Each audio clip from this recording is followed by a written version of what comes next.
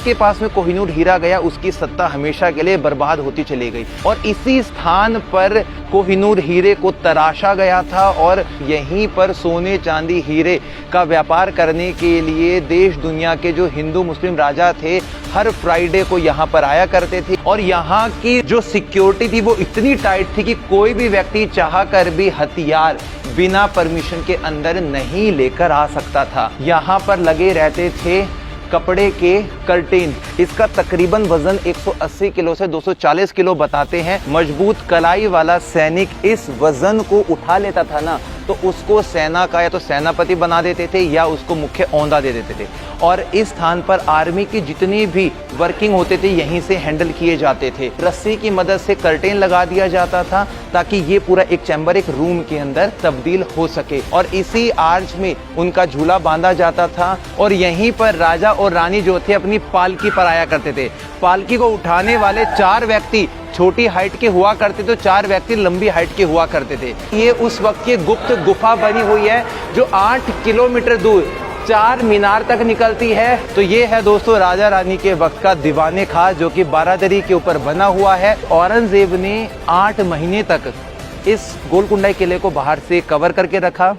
सुल्तान कुतुब शाही की सेना में शामिल होने के लिए जो भी मजबूत कलाई वाला सैनिक इस वजन को उठा लेता था ना तो उसको सेना का या तो सेनापति बना देते थे या उसको मुख्य औंधा दे देते थे। इसका तकरीबन वजन 180 किलो से 240 किलो बताते हैं। और दोस्तों आज के समय में किसी सिंगल आदमी द्वारा इस वेट को हिला पाना बहुत मुश्किल है, लेकिन वो लोग इसको उठा लिया करते थे। एक हाथ से तो लगाए, उनकी कलाई कितनी मजबूत होती होगी, उनकी हाइट, उनका जो औंधा है ताकत में वो कितना ज़्यादा हाई होता होगा। इसलिए बताते हैं कि जो अफ्रीका के हबशी थे ना उनको ये अपनी सेना में शामिल क्या करते थे, वो ताकतवर हुआ करते थे। उनके जो शरीर है वो काफ़ी गठीला और मजबूत हुआ करता था जिसकी वजह से वो अपनी सेना के अंदर उनको शामिल किया करते थे। आज के वक्त में कुछ देर पहले यहाँ पे 2 भाई थे जो उठाने की कोशिश कर रहे थे तो उन दोनों से हिला भी नहीं था ये। तो तकरीबन 200 किलो वजनी सेना में शामिल होने का कुतुब शाही शासकों के वक्त की एक ऐसी तकनीक जो आज हमने यहाँ पे देखी है। हाई सिक्योरिटी चेकिंग पॉइंट का वो स्थान जहां पर सैनिक तैनात रहते थे और किले के अंदर आने वाले हर व्यक्ति की बहुत बारीकी के साथ में छानबीन की जाती थी। उसी के बाद में उन लोगों को अंदर जाने की अनुमति हुआ करती थी। और यहां की जो सिक्योरिटी थी वो इतनी टाइट थी कि कोई भी व्यक्ति चाह कर भी हथियार बिना परमिशन के अंदर नहीं लेकर आ सकता था।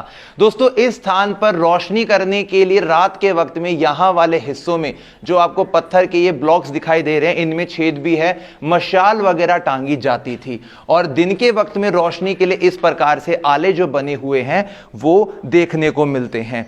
ये पूरा जो हिस्सा है एक गैलरी में बना हुआ है और आगे जाके कनेक्ट हो जाएगा मेन यहाँ के मंत्रिमंडल के उस सभा कक्ष से जहाँ पे इस गोलकुंडा के किले का पूरा जो मंत्रालय था वो चला करता था।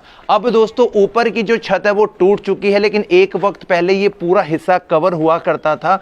और यहाँ से हम देखने वाले हैं गोलकुंडा किले के उस बाहरी प्राचीर के कुछ अंश को, हिस्से को, जिसकी शुरुआत यहाँ पर 1143 के वक्त में वारंगल के एक राजा हुआ करते थे काकतीय वंश के प्रताप। उन्होंने जब शिकार के लिए स्थान पर वो आए तो सबसे पहले मिट्टी का एक किला बनाया, मड फोर्ट बनाया।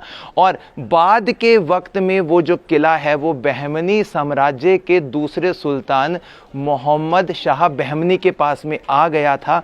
और उसी के बाद से यहाँ की जो काया पलट है वो हो गई थी। इस पूरे सिक्योरिटी चेकिंग पॉइंट के बाद में असला खाना हमें सामने दिखाई दे रहा है। और अब हम जाते हैं और अंदर वाले हिस्से में। और ऐसा बताते हैं कि जब 1143 में इस स्थान को काकतीय राजा प्रताप ने बनाया तो इस स्थान का नाम गोलाकुंडा रखा और इस हैदराबाद का पुराना नाम मंगलवरम हुआ करता था।